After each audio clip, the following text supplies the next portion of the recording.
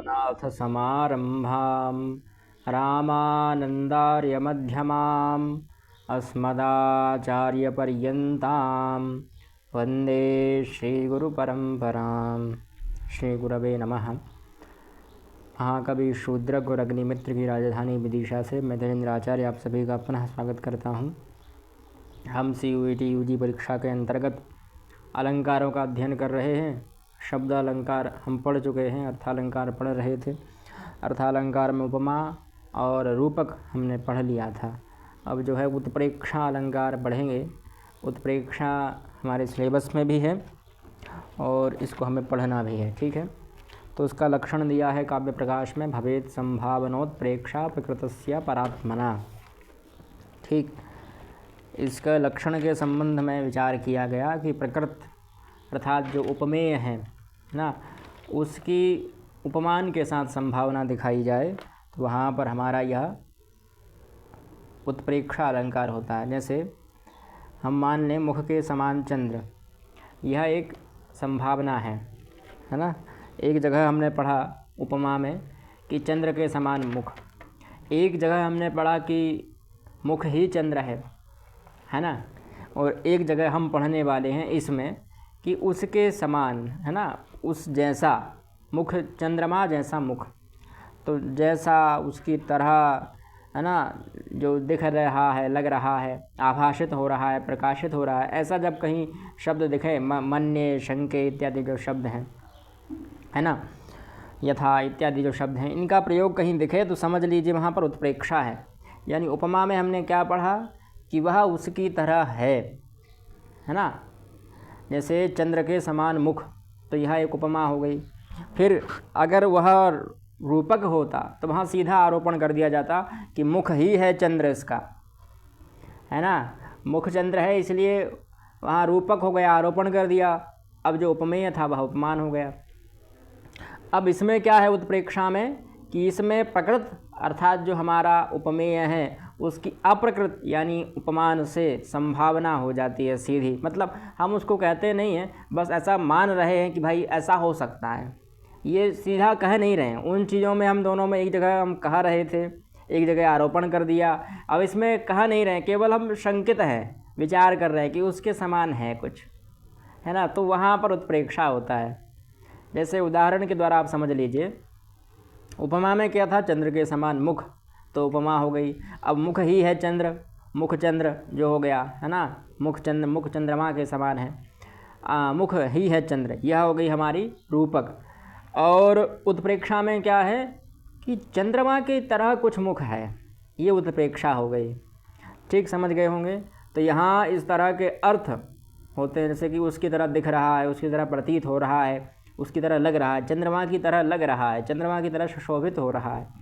तो ये तरह, उसकी तरह आभाषित होना, प्रकाशित होना, लगना, है ना, दिखाई देना इत्यादि ये शब्द हैं, ये हिंदी भाषा के, ये उत्प्रेक्षा के ही पर्याय हैं।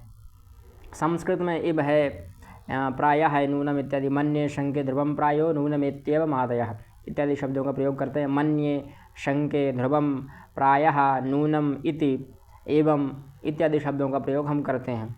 जैसे एक उदाहरण दिया इन्होंने, लिम्पतीव तमोंगानी वर्षति वांजनम नभः, है ना।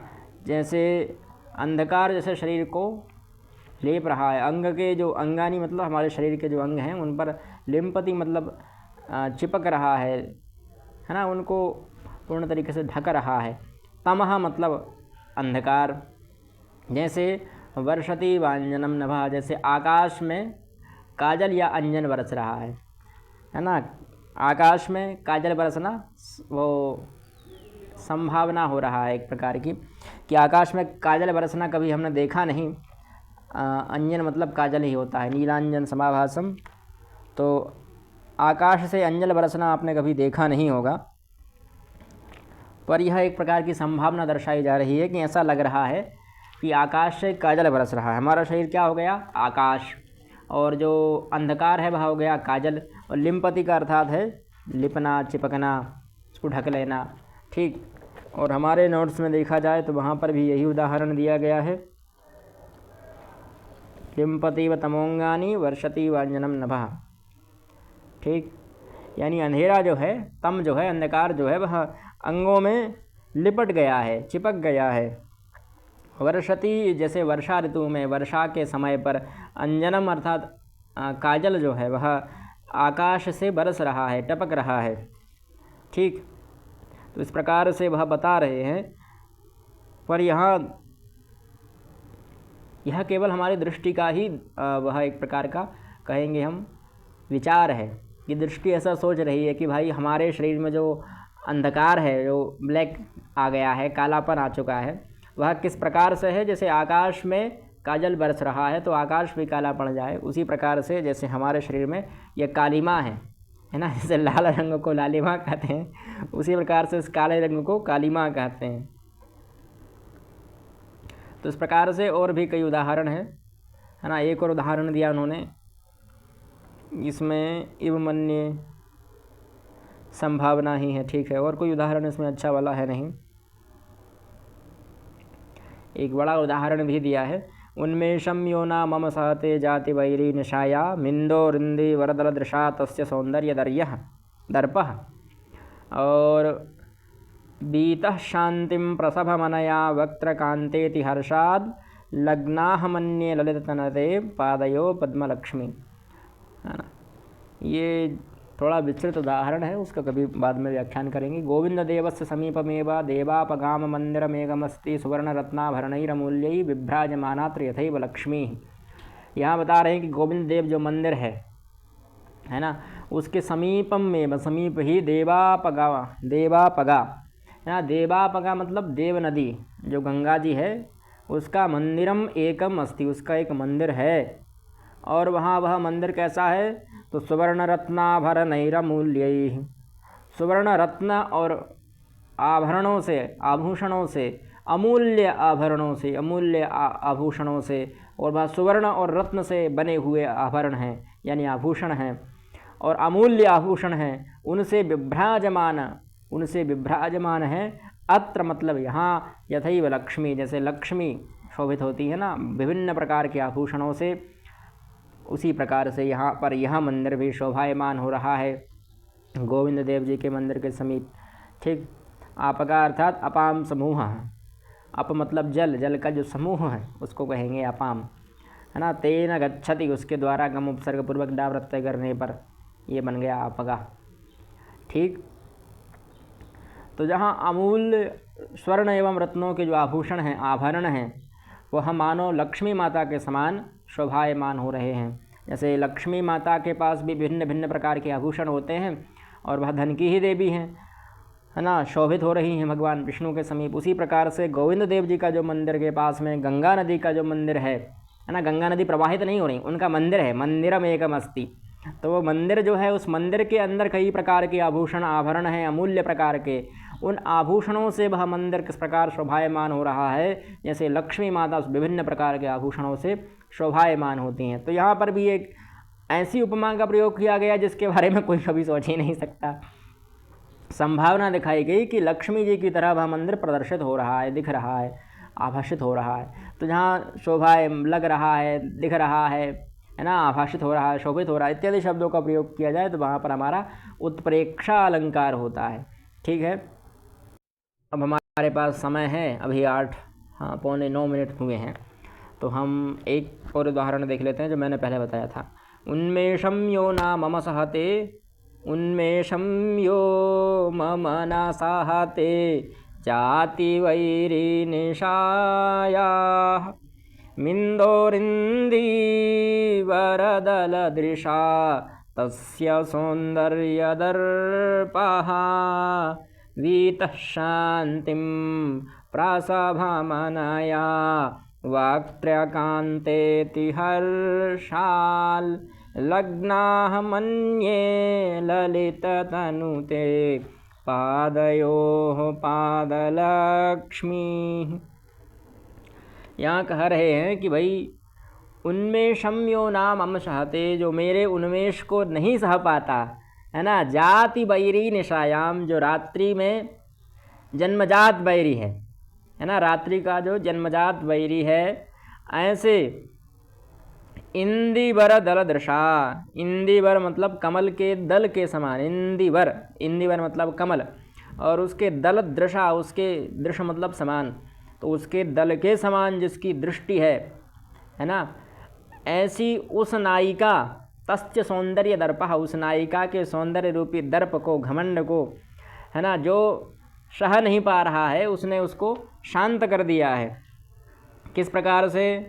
तो वक्त्र यानी जो मुख है, उसका जो मुख है, उसकी मुख की कांति से, है ना, वक्त्र कांतेति हर्षा, उसकी जो मुख की कांति है, उसके जो मुख का आभा है, प्रकाश है, किरण है, उसके मुख का तेज कहें जिसको हम, उस मुख के प्रकाश को, नायिका के मुख के प्रकाश को उस चांद ने, उस चांद के दर्प को नष्ट कर दिया है। यहाँ पर भी संभावना हो रही है कि ऐसा चंद्रमा जो जन्मजात रात्रि का वैरी है, रात्रि का शत्रु है, और कमल दल को बहुत पीड़ा देता है ना। जैसे ही चंद्रमा का उदय होता है, कमल सिकुड़ जाते हैं, संकुचित हो जाते हैं, और सूर्य के प्रकाश में कमल खिलते हैं, है ना। सुबह होते ही कमल पुनः प्रस्फुटित हो जाते हैं, और रात्रि होते ही जैसे ही चंद्रमा प्रकाशित होने लगता है और कमल एकदम मंद पड़ जाते हैं। तो जिसने कमल की दल को एकदम वो कर दिया था, क्या कहते हैं उसको, संकुचित कर देता है, जन्मजात जो रात्रि का बैरी है,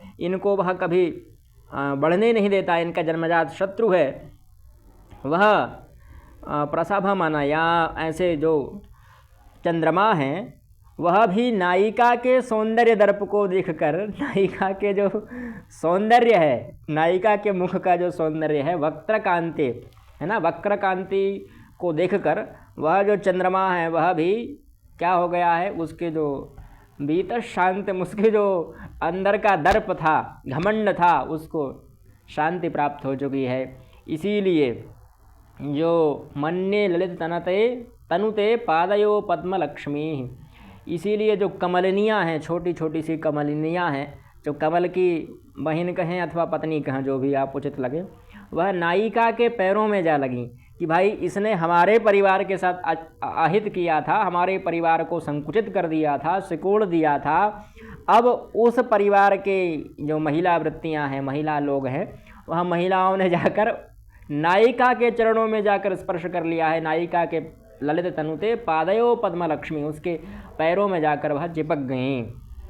तो इस प्रकार की यहाँ पर भी संभावना है कि ऐसा चंद्रमा जिसने कमल के दल को संकुचित कर दिया है, और जो जन्मजात रात्रि का वैरी है, उसी चंद्रमा को रात्रि के समय पर, रात्रि के समय में जब नायिका निकली अपने घर से, तो उसने रात्रि के समय में उसका मुख इस प्रकार से शोभित हो रहा है कि चंद्रमा भी अपने घमंड को शांत करके बैठ गया कि भाई इससे सुंदर तो और कोई है ही नहीं। तो उसकी इस दृष्टि को देखकर जो कमलनियाँ थीं, छोटी छोटी कमलनियाँ होती हैं, कमल का स्त्रीलिंग वाला कमलनी, वह कमलनी जाकर उस नायिका के पाद पद्मों में जाकर चिपक गईं कि अरे भाई इसने हमारे कमल को जो संकुचित कर देता है, उसके घमंड को नष्ट कर दिया है, तो हम तो इसके पैरों में जा लगेंगे।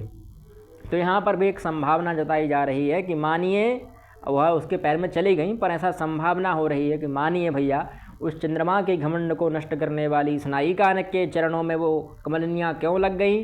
क्योंकि कमलों का यह जन्मजात वैरी है, रात्रि का यह जन्मजात वैरी है, इसलिए इस चंद्रमा के घमंड को उसने तोड़ दिया था। इसीलिए संभवतः संभावना पूर्वक शायद वह कमलिनियाँ हैं, वह उस नायिका के चरणों में जा लग गई। तो यहाँ पर भी एक संभावना है कि ऐसा प्रतीत हो रहा है, ऐसा लग रहा है, ऐसा हम कह सकते हैं, ऐसा है नहीं पर हम कह रहे हैं। ठीक है, तो इस प्रकार से उत्प्रेक्षा अलंकार होता है, जहाँ पर लगना, मन्य, शंक्य इत्यादि का प्रयोग हो, वहाँ पर हम उत्प्रेक्षा अलंकार मानते हैं। बड़ा ही सुंदर अलंकार है, और साहित्य के जो उदाहरण होते हैं वह तो बड़े ही सुंदर होते हैं। ये नायिका वाले उदाहरणों में तो आनंद ही आ जाता है।